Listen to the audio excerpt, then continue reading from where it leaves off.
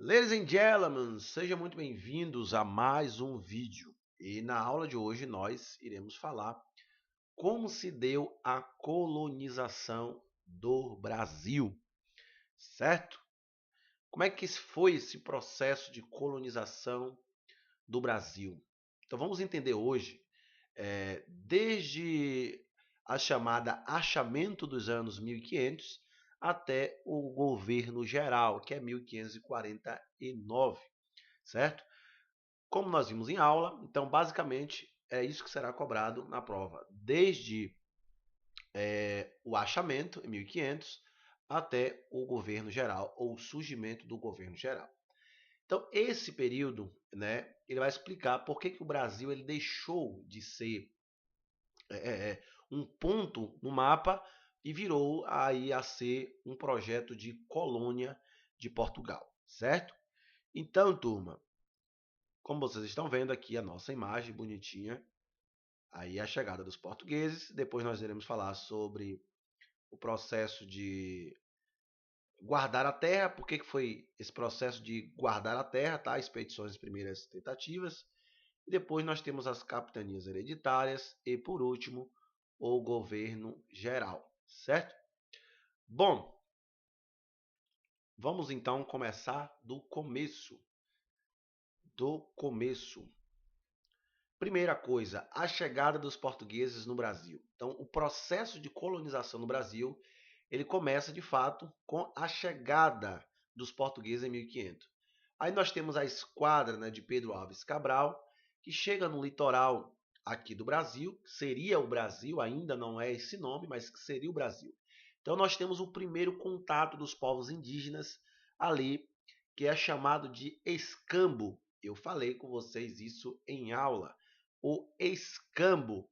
Esse escambo era a forma de comércio inicial. Lembram que eu falei que o Brasil, quando ele recebe essa companhia, né, ou essa esquadra de Pedro Alves Cabral, a princípio os portugueses eles não colonizam, mas eles exploram o Brasil. E de que forma é essa exploração? Essa exploração é por meio do escambo, tá? Uma moeda de troca. Eles retira dos índios ali o pau-brasil e em troca eles dão alguns utensílios como espelho, como panela, como as próprias ferramentas de machado, enfim. Então veja que esse primeiro contato ele não é colonização, é exploração. O importante é que Portugal não priorizou o Brasil, tá? Logo de cara, não era isso. O foco era, de fato, o lucro rápido. Lembra que eu falei que no processo das grandes navegações, a expansão marítima. Então, a ideia de Portugal, na verdade, era o comércio. O comércio oriental, as especiarias, como eu disse para vocês. Então, aqui não havia ouro e não havia nem prata, certo? À vista, à primeira vista. Na verdade, nós temos os primeiros anos, né, da coroa aqui, ele limita-se a quê?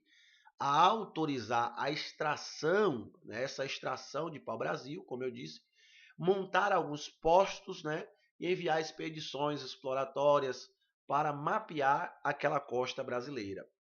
Enquanto isso, né, os franceses começaram a frequentar o litoral para contrabandear o pau-brasil. Como eu falei para vocês, nós teremos também a presença francesa, como outros territórios, aqui no Brasil, outros países, na tentativa também de contrabandear as especiarias, ou melhor, o pau-brasil, que é o próprio dessa época inicial da chegada dos portugueses. Então isso acendeu o alerta Portugal, porque veja, Portugal chega, acaba achando, né, o Brasil, e aí começa a ver que outros países estão se interessando também. Então o que vai acontecer? Além da exploração, isso vai desencadear um mecanismo para a exploração ou para a colonização, tendo em vista sendo alvo o Brasil de outros territórios, certo? De outros países. Então, aí nós temos então o processo de guardar a terra. que seria o quê? Para defender a posse e expulsar os estrangeiros, né? Os portugueses eles viram, né, essa oportunidade, essas expedições.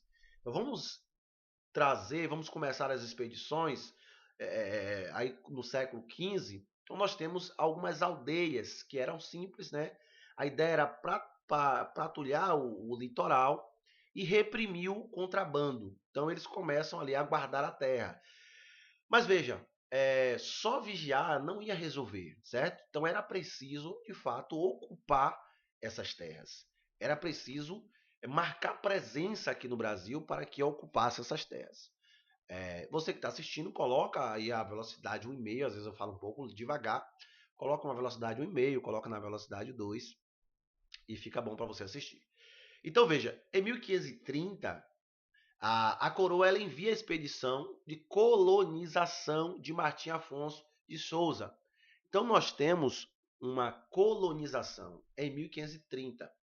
Logo no início, exploração. Depois nós temos processo de colonização.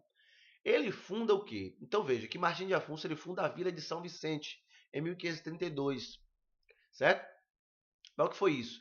Então ele vai distribuir aí, vai começar a ideia de sesmaria. Sesmaria, como eu falei para vocês, era aqueles lotes menores de terra, certo? Eram os lotezinhos menores de terra.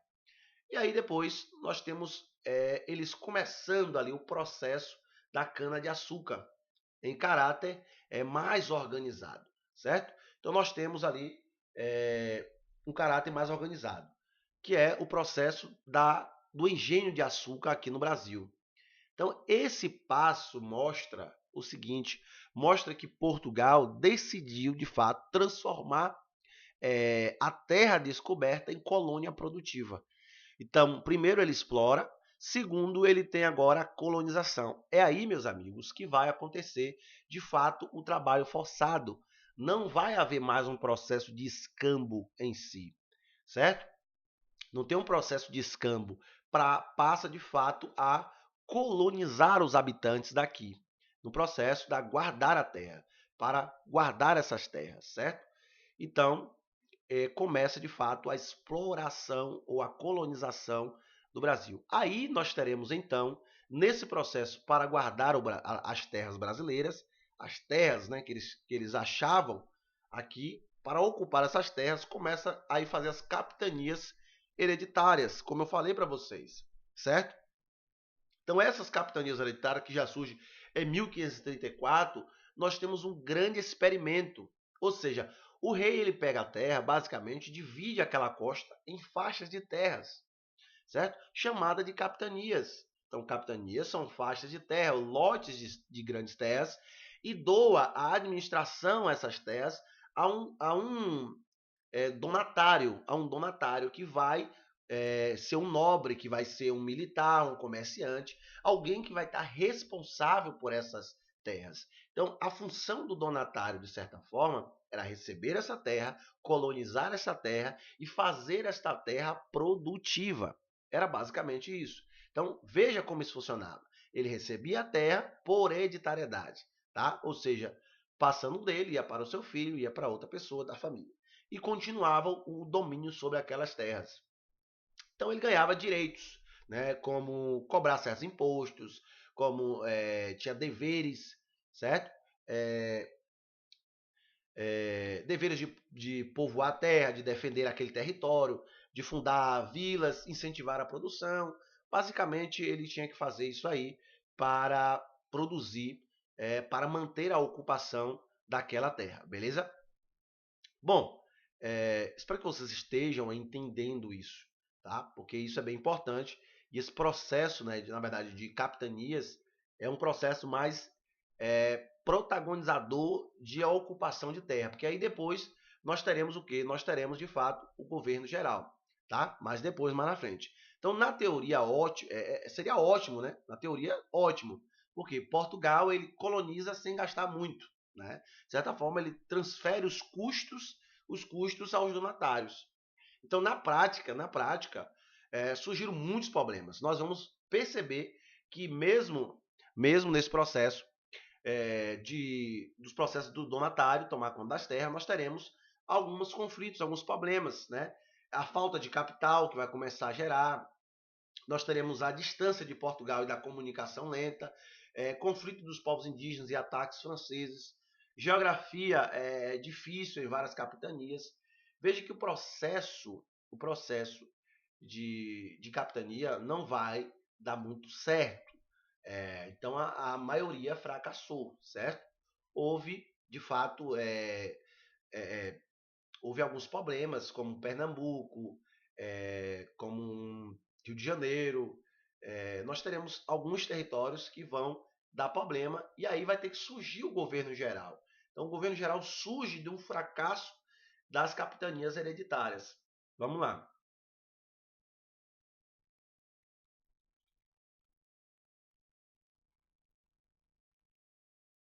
O governo geral. Vamos lá. Então, em 1549, inicia aí o governo geral. Seria a centralização do poder para dar certo, tá? Então, em 1549, nós temos o quê? Portugal criando o governo geral. Esse governo geral tem como objetivo o quê? Unificar a administração, defender o território e fazer a colonização andar, porque não estava dando muito certo. Então, esse processo vai fazer com que, de fato, funcione, que de fato o processo ande, certo? Só um momento. Vamos lá. Bom, então o governo geral ele inicia para esse objetivo. Depois nós temos Tomé de Souza, tá?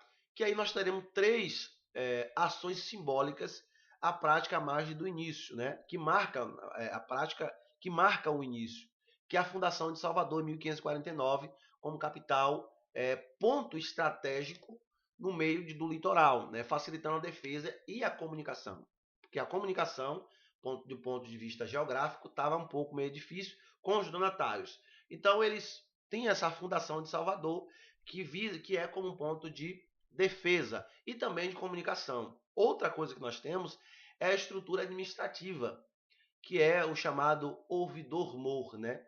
Que é a justiça. O ouvidor-mor, ele tem a ideia de finanças e também de arrecadação. Depois nós temos o fortalecimento das câmaras municipais nas vilas. E por último, nós temos o terceiro ponto, que é as fortificações das milícias para proteger a costa e reprimir as invasões e contrabando. Tudo isso está dentro do governo geral. Veja que nós estamos falando sobre um processo de colonização no Brasil.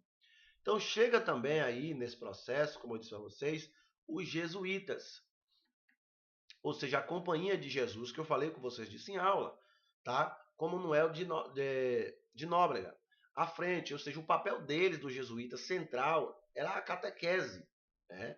Era a educação, a criação de colégios, era mediar, muitas vezes, o quê? Esse confronto entre a colonização, os colonos e os indígenas, e tentar implantar a sua religião. Então, com o governo geral, a coroa passa a ditar os rumos, certo? Define algumas prioridades, tenta padronizar a cobrança de impostos, estimula a cultura agrícola e organiza a sua defesa. Tá? Então, aos poucos, a colônia ganha uma espinha dorsal. Então, veja que o Brasil vai sendo essa colônia exploratória da coroa portuguesa, certo? Então, para fechar, resumindo o que nós falamos hoje, nós vimos aqui que, primeiro, nós temos a chegada dos portugueses.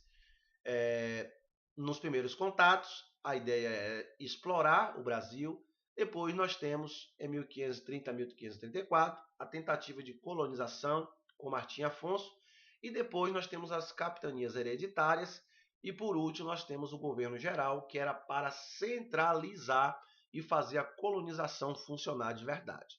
E nós veremos que tudo isso deu certo, porque, de fato, o Brasil foi colonizado, e aí nós teremos depois o tráfico negreiro, que vai ficar para a próxima aula, e os efeitos desse tráfico negreiro, nós teremos os índios tendo uma resistência para não trabalhar dessa forma, para não cumprir ou não fazer a vontade dos portugueses. Nós também teremos conflito entre os próprios africanos que aqui virão, mas para a aula de hoje é basicamente isso.